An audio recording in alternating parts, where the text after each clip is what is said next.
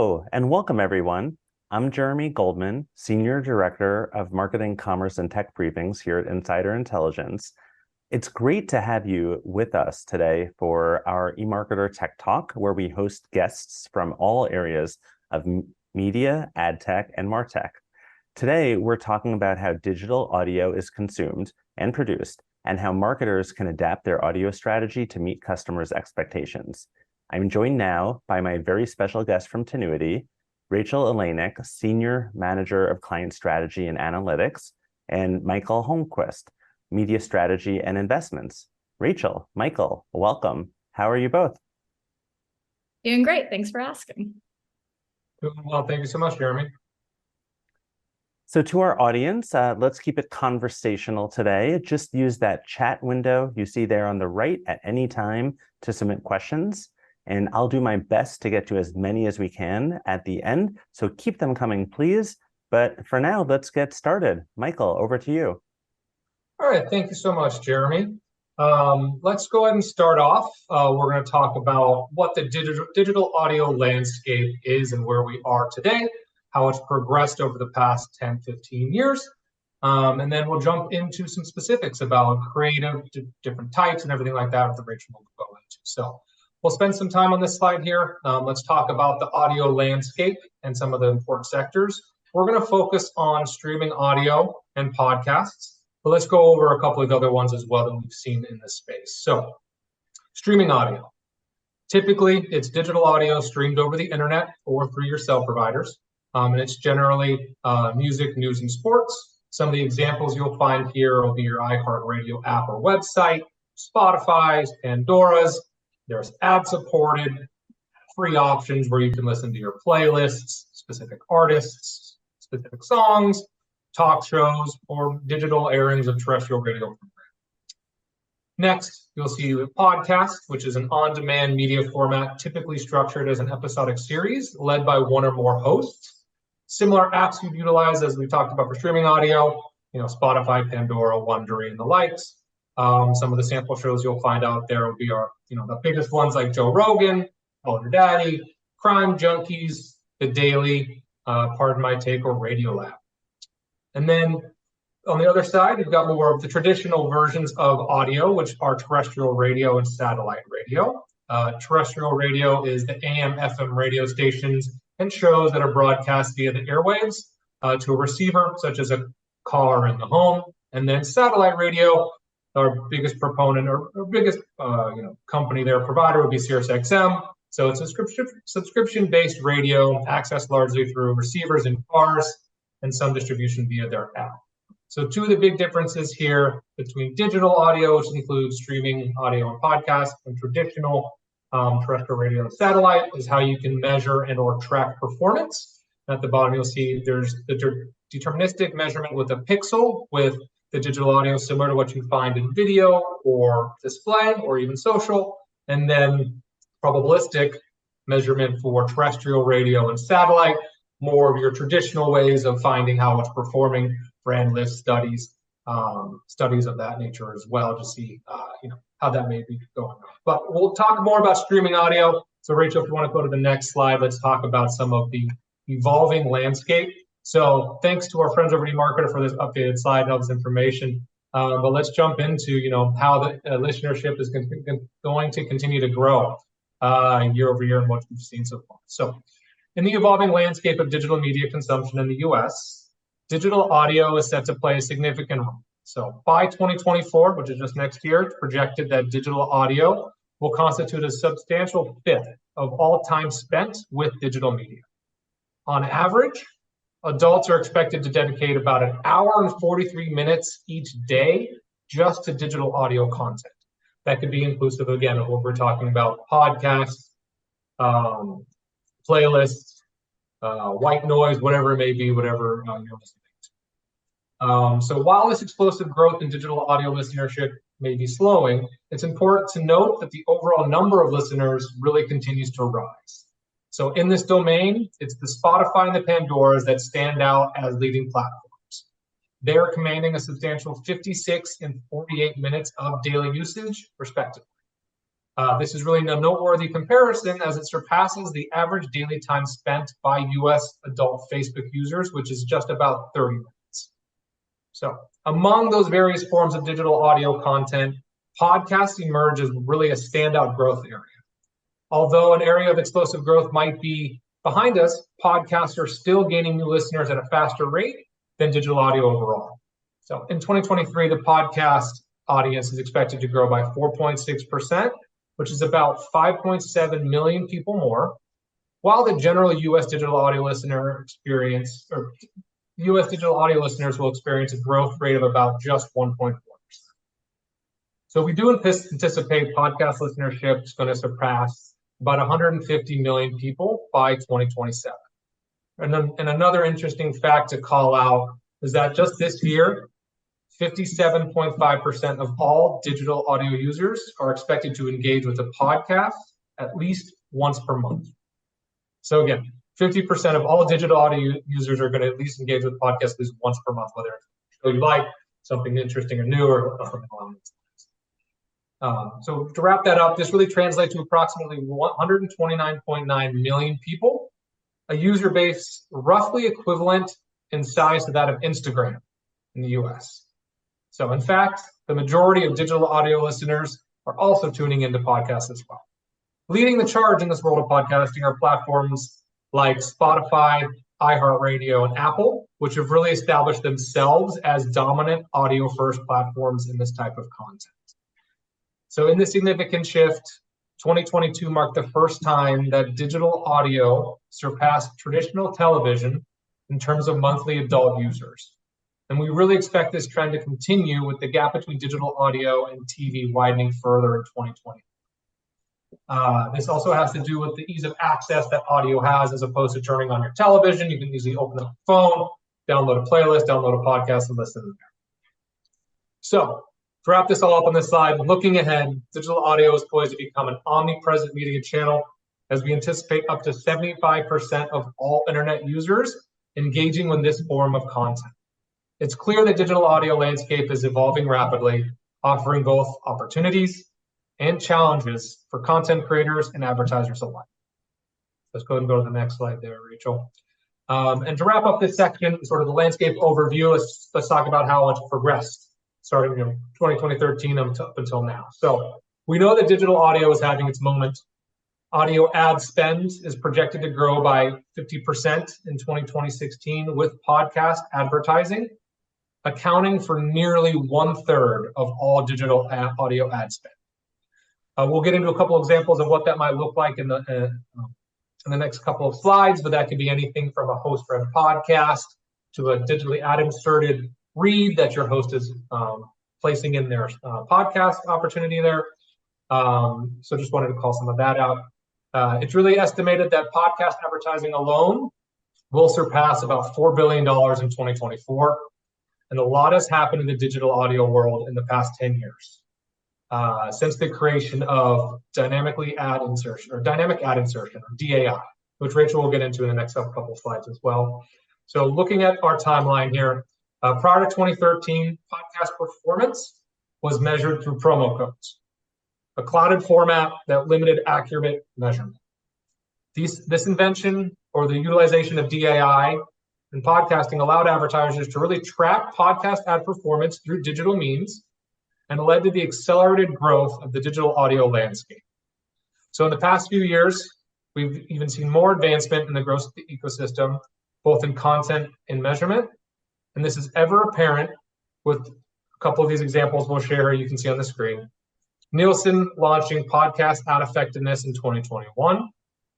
Spotify and Pandora partnering with IAS for brand safety in 2022. Spotify then acquiring Podsights and Chartable in 2023, and then subsequently rebranding it for an internal tool called Spotify Ad Analytics. And lastly, within the past 6 months, we've got iHeart, Odyssey, and Cats officially partnering with some of these brand safety measurement platforms like Barometer and Sound to really help better understand their products and how they can measure brand safety better.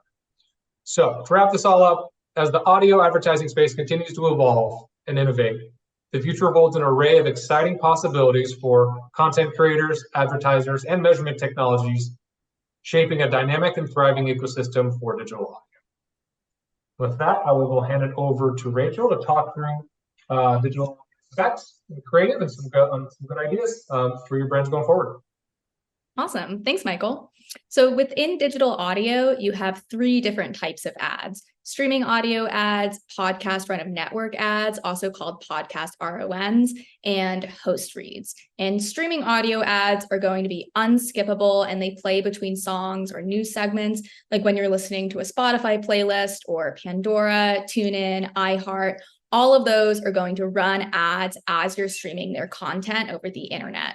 And streaming audio has really robust targeting options in place. And so you can set up a campaign to reach people based on demographics, DMA, pretty much anything that you can do on other digital marketing channels. Podcasts have two options, either those RONs or host reads. So when you buy into a podcast RON, that means that the podcast network has aggregated a group of podcasts, sometimes based on genre or audience demo, and your ad runs across all of those podcasts in set ad breaks. So for example, Wondery is a podcast network and they have a male skewing RON, which includes all of their shows with a male skewing audience. And when you buy into that, your ad runs across all of those shows included in the RON. And podcast RONs also have really robust targeting options in place, just like streaming audio. These RON spots are sometimes called producer read or announcer read spots, which really just means that someone other than the host is going to be reading your ad.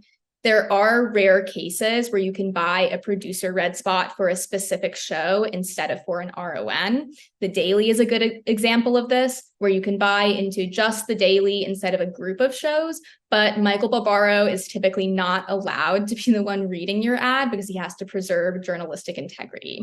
And so in summary for podcast RONs, this is where you have the group of shows with one ad running across all of them. On the other hand, host reads are when you buy into a specific show and the host of that show does the ad read. And so going back to Wondery, Wondery has a show called Business Wars. And if you bought into Business Wars as a host read, then the host of that show is going to read your ad during an episode. But if you bought into that male skewing RON, which includes Business Wars, then someone else is going to read your ad on Business Wars, and that same ad is going to run across other male skewing Wondery shows. And so for host reads, there are limited targeting options available, but we are starting to see some podcast networks unlock geo-targeting capabilities for certain shows. And because podcasts are downloaded instead of streamed, the way we're able to measure performance is through something called dynamic ad insertion, or DAI for short. And so when someone downloads a podcast episode, there are these set ad breaks during it. And the podcast network can dynamically adjust what happens within those ad breaks. So they're able to swap different ads in and out. And each ad has a pixel appended to it. That pixel is collecting information about the listener. So when that same listener visits your brand's website, you're able to match the information from the pixel to your site's analytics to recognize that it's the same person. And because the pixel is attached to the ad itself and not the podcast entirely, it only collects info when someone actually listens to the ad. So DAI is what's used across both podcast RONs and host reads. Host reads also have an alternative to dynamically inserted ads, which are called baked-in ads. So baked-in spots are part of the podcast content rather than the set ad breaks. And so they're part of the episode the same way that product placement can be part of a TV show. So you can't ever remove the ad without removing the episode itself. And I'll move into the next slide to talk more about this. So those baked-in spots are going to live in the show forever, and they tend to be the most premium and organic placements because they're not part of an ad break. The listener can't skip through them without missing some of the podcast that they're listening to. But because those ads aren't read in those set ad breaks that the network has control over, you can't attach a pixel to the ad for measurement. Instead, you can append what's called an analytics prefix to the RSS feed, which essentially sends a modified URL to the server when someone listens to an episode. And then you can do that matching with your site's analytics to recognize the info sent from the modified URL. But the primary downside to this is that you have no way of knowing if someone listened to the part of the episode with your ad in it or not.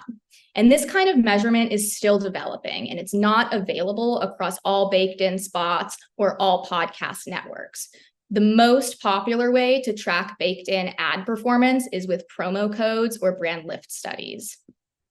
Dynamically inserted host reads are going to run within those set ad breaks, so you have complete control over when they start and stop running, and you're doing that one-to-one pixel measurement that's also used across streaming audio and video too.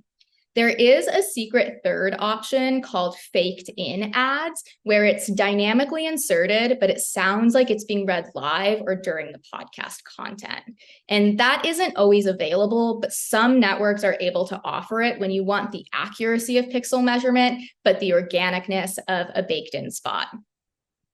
And as we've been talking about host reads, you might be wondering who's in charge of producing a host read creative. So all other digital marketing channels are going to require the advertiser to supply the ad, but in audio, you have the option to have the network or vendor produce the spot. And this applies to both streaming audio and podcasts. And podcast networks actually have to produce all host reads, as they're the ones working directly with the podcast talent. And because we've been talking about 3 different types of inventory, I want to clarify how that process works for each type. So we have this handy chart. Within streaming audio, where you have that spot that's running across usually music, it can be produced by either the advertiser or the network. If you want the network to produce the spot, then you just have to send over a script in any other directions, like what tone the voiceover talent should use, what music should be in the background, whether you prefer male or female voiceover talent, etc. And that's really similar to how the process works for podcast RONs. The main difference is that streaming audio almost always has investment minimums for vendor-created assets, and that's a little bit less common for podcast RONs. For host reads, the network is always going to produce this asset, and it's always going to be included as added value when you buy a host-read spot. To get the best possible host read, we recommend that you gift a product sample and send copy points. So then the host can experience your product and speak to it genuinely, and they can still touch on key points, like if you want them to mention that your brand is sustainable. If you're unable to send a product sample, then you can send a script for the host to read. And so now that we've covered what the options are in digital audio, let's talk about getting launched on audio and how to strategically use this channel. There are some considerations to keep in mind about each different inventory type we've talked about. Streaming audio has the lowest CPMs in the audio space. Its lead time is relatively short at only 1 to 3 weeks, and you have a lot of flexibility in creative production and targeting. And that's really similar to podcast RONs, but the RON CPMs tend to be around 10 to 15% higher than streaming audio.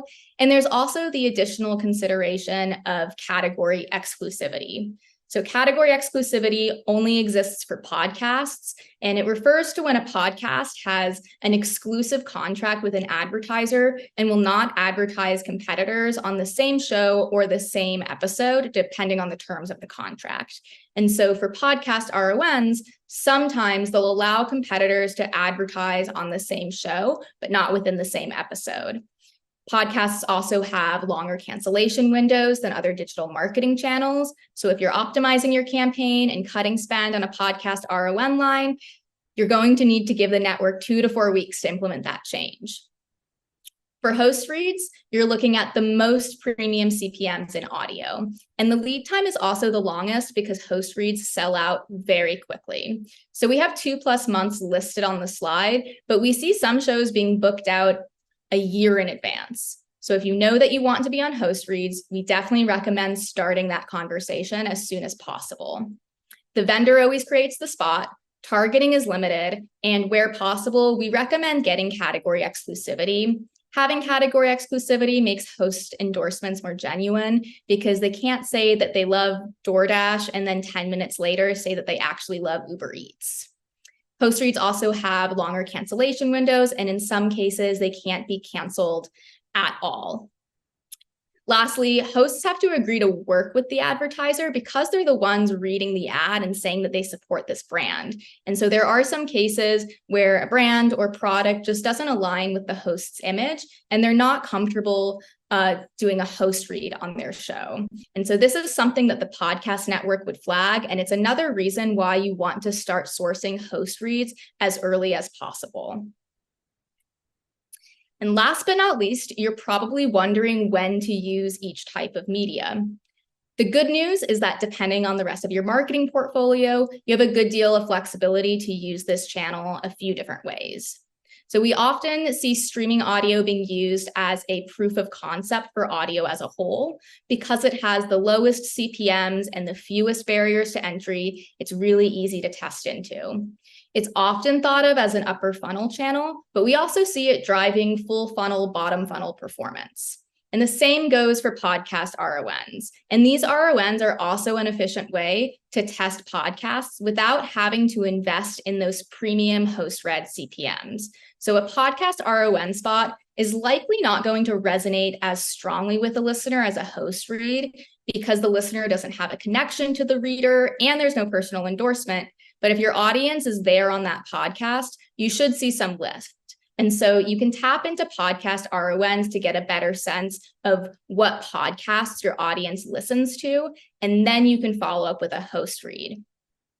So you might run on a podcast RON and see strong performance, and then the network could tell you that a majority of impressions landed on a particular genre like true crime, and you can follow up with a true crime host read. Host reads are often thought of as mid or upper funnel drivers, but when you get a strong audience alignment on a show, we see that drive success at the bottom of the funnel as well. So I know we just went through a lot of information, and Michael and I can ramble about audio for hours, and so I'll pass it back to Jeremy for a moment. Thank you so much. And I have not had lunch yet, so I'm glad you mentioned DoorDash and Uber Eats. I think I'll order from both of them afterwards. So some extra promo there, but seriously, keep the questions coming. We're getting some good ones from the audience. Rachel, Michael, thank you so much for sharing your insights with us so far. We've got quite a few questions from our audience already, so let's get straight to the Q&A. Maybe let's get started here. Could you elaborate on how digital audio fits into a comprehensive marketing strategy and its advantages? Yeah, I can go ahead and take this one, Jeremy. Really to answer your question about how it fits into the overall marketing strategy, it's important to see, what it can do and where it fits in the funnel. So audio as a medium, as we talked about, has massive reach. And going back to the marketer reports we were talking about, it's just going to be continually growing as we have more and more users looking at it. So it's got awesome reach, a massive reach, and it's also has an opportunity to drive lower funnel results. So it can fit in different cogs of your marketing funnel, your marketing campaigns, your marketing strategies. Specifics for other channels, host reads, can really include personal endorsements, bringing an element of influencer marketing that doesn't have to be tied into social campaigns. Host reads are something that you find that you might not be able to find in display or some video inventory, or even in TV in some cases. Really marketing campaigns, they need to include some sight, sound, and motion. And so audio is then covered in that sound portion when you also have other elements with sight and sound too. And then, there are some digital audio elements that are very cost efficient and cheap, and they're more efficient than some other channels in terms of audience development and rates when it comes to like print, linear, and radio for that matter. And then really there's some high profile podcast programs that also drive mass reach as consumers regularly listening to their favorite shows. And one of the things I want to point back to is the point of television viewership going down a little bit and digital audio viewership and listenership going up. With that said, going back to that last point about podcast programs, a lot of people are tuning into their favorite podcast program weekly, bi-daily, monthly, whatever it may be. They're going back to that more than some of what their other programs. And then that probably, hopefully that answers some of those questions there on the marketing strategy and how it's compared to other channels. And quite a few really good ones here. Not sure where to go next. Maybe, this is a good one. And I think, Rachel, maybe you're best suited for this one. Can you discuss which formats and ad units are typically most responsive for D2C brands? Somebody's asking. And then just to broaden it out, are you seeing any differences, from industry to industry in terms of, which formats work for who? Formats is in like ad length? Yeah, it could be, like when we're talking about, read by the host, and just basically running the gamut from all the different things that you discussed, all the different variables. Yeah, totally. I mean, in an ideal marketing portfolio, you're going to want to have a healthy mix of all formats because streaming audio and podcast RONs are going to be really efficiently priced. That's going to drive efficiency through the funnel. And then we see that host reads where you have that really strong audience alignment and where that host is genuinely excited about your product. That's where we tend to see the most responsiveness. Those spots are just the most expensive. And so we typically recommend that if you're creating an audio strategy, just because a host read can be the most responsive, it shouldn't be the basket that you put all of your eggs in. You're going to want to use podcast RONs to identify what's the right host read for you. And we recommend continuing to run on those RONs even when you're invested in host reads, because you're going to get a more diverse media mix and you're going to have stronger reach. Makes a lot of sense. We had one question about Apple. Does Apple allow podcasts to track activity across other companies' apps and websites?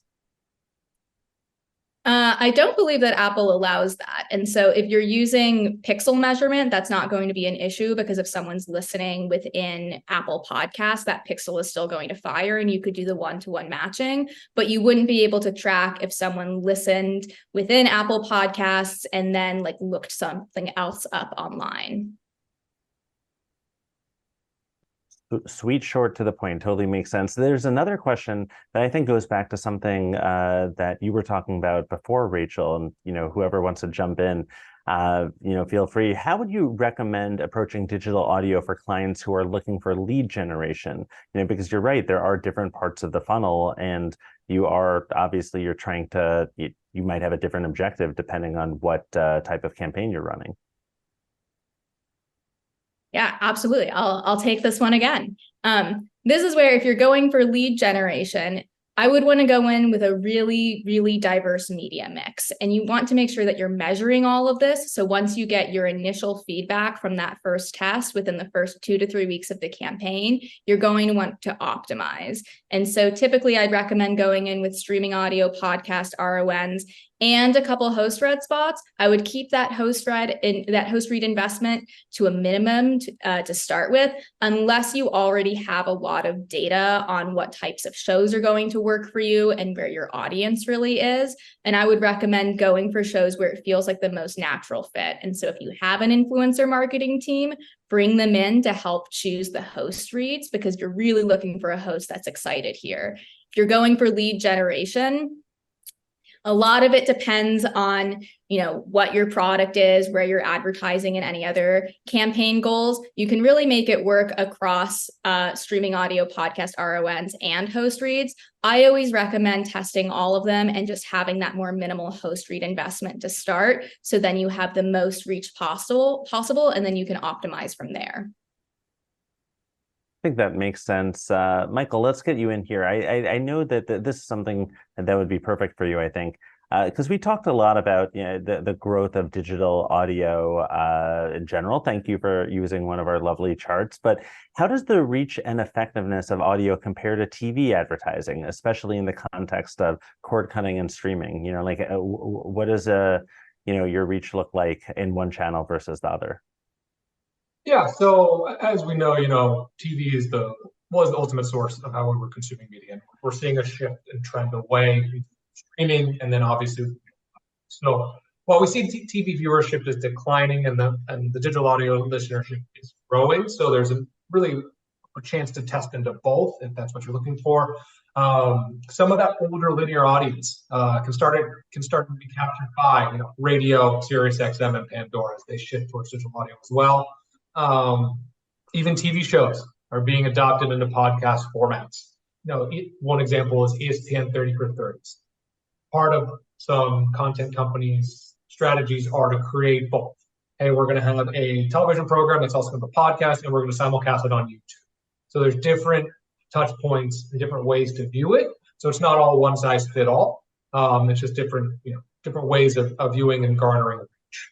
And then I really want to finish off this question saying, like, we can really think of audio as a complement to TV advertising, but both are really strong reach drivers. Audio, however, can deliver more lower funnel actions when we're talking about D2Cs or lead generations as really compared to television when you're looking at the cost. That's a really good point. That's something that we've seen even in our data, just the ability to hit people in multiple channels. They all reinforce one another, work very nicely with one another. And actually that kind of brings us to this question. I like this transition about what strategies can advertisers use to address ad fatigue and listener resistance without compromising campaign effectiveness? Because obviously you're trying to strike a balance between having as high of an ROI as possible, but you don't want too many insertions or just people who are used to listening to ads 24/7 hearing yet another ad from your brand. So what do you do there? I'll take this one. I think step one is going to be that you frequency cap all of your buys. So you're limiting how many times someone can hear your ad within a set period. A typical frequency cap is something like once a day. Next thing you're going to want to do is keep your pulse on share of voice. And so share of voice is of all the ads run on a podcast, how many of them are yours? So you never want to be 100% share of voice because that's going to create fatigue. But typically somewhere between 40 to 60% for a host read is it's a healthy range, provided that you have frequency caps. And I know I've already said this, but I recommend having that diverse media mix. So you're not putting your whole budget into one podcast. You're being heard across different types of inventory. So no one's going to listen to a podcast thinking, oh my God, this brand always advertises here. Then the last thing that I would do is I'd recommend that you adjust your creative rotations. And so you can run different creatives throughout your campaign. And podcast networks actually regularly provide ad refreshes. So even if there isn't a change to your script, they'll redo the ad read to help keep it fresh. And so I recommend taking advantage of those frequency caps, keeping an eye on share of voice, having a diverse media mix, and then adjusting your creative rotations to avoid fatigue. Such good advice. It's almost like you do this for a living. This is another one that I think is a follow-up to the conversation we had with Michael a second ago with respect to cord cutting. Do you see synergistic effects of serving visual ads to people who have heard your audio ad as tracked by pixels? Yeah, absolutely. We see a lot of synergies between different channels or even including banners on your streaming audio assets. And so we tend to see that when people are touched by both video and audio components, we see that latency is shorter, see that frequency is lower, and responsiveness is higher. Michael, anything to add there? Yeah, just going into the overall marketing mix, really everything will complement each other, and that could come through different creative rotations that you may have. You may have an audio spot that says one thing, and then a video spot that says something very similar, and they can also work together. One of the other things I will call out is some of these partners, if you work with podcasts or host reads, they can incorporate the video into their feed of their podcast if they're putting it on YouTube. So it's something that you can also run simultaneously together. Again, to really hone in on what you're trying to achieve or what your creative messaging or what your output you would like. This is something very important to get to. What tools are typically used to integrate audio ad performance into attribution models? Because I think everybody who's listening today is very interested in the ROI of audio, but then also to integrate it into the attribution models that they have, that they're, funneling all their other campaigns into. Are any advice there? This is where go for it, Rachel. you go for it. I've taken too many. Yeah. So we do have some internal tools here at Tenuity that can help with attribution all the way down to the level for our audio campaigns. And then there's also some, outside sources that we listed on one of those slides with progressions that can help with measurement as well. So there's different, sites and dashboards and programs, everything out there that can help with audio. But it's important to, if you don't have that level of measurement capabilities, you can add in the old school approach with promo codes to sort of track measurement as well. Anything else you wanted to touch upon there, Rachel? Yeah, when possible, if you're trying to figure out what attribution system you want to use, I would really recommend going the DAI route on podcasts, just to make sure that you can have that pixel on the ad. And so you know that you're collecting the data, even if you're figuring out what attribution system you want to use, being able to have that one-to-one matching option available to you is going to be really important. Sounds good. Let me see. I think we have time for maybe one more, but these are really great questions. What are some innovative ways that companies have leveraged digital audio to enhance their brand campaigns? Can you share any standout case studies or examples? Yeah, I love this question. And so at Tenuity, we had a client who gifted a product sample to a podcast host, and that host just loved it. They ended up going completely off script, and they ended up providing a 90-second personal endorsement of the product during the show. And because they did it of their own volition, the audience was really able to recognize it as genuine, and they saw a huge uptick in conversions for this client.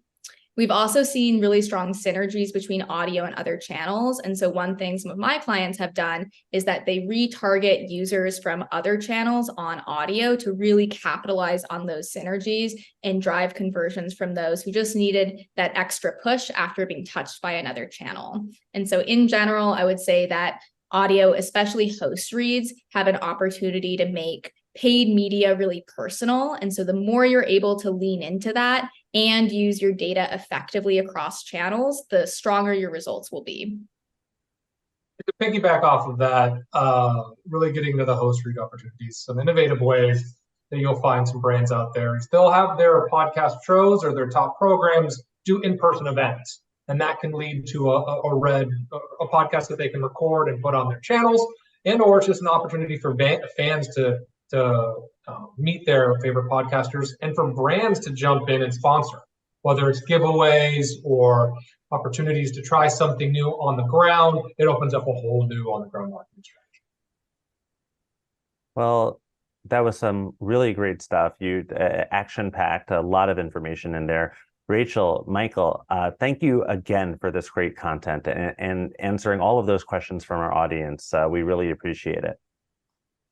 Yeah, thanks for having us. Thank you, guys. And before, yeah, of course. And before we wrap up, let me take a moment to tell you what's happening across eMarketer's media channels. You can register for upcoming live analyst and tech talk webinars at emarketer.com/webinars. On the audio side, don't forget to tune into Behind the Numbers, eMarketer's daily podcast, everywhere you listen to podcasts. And please check out our various newsletters. Keep an eye on your email for the link to today's recording.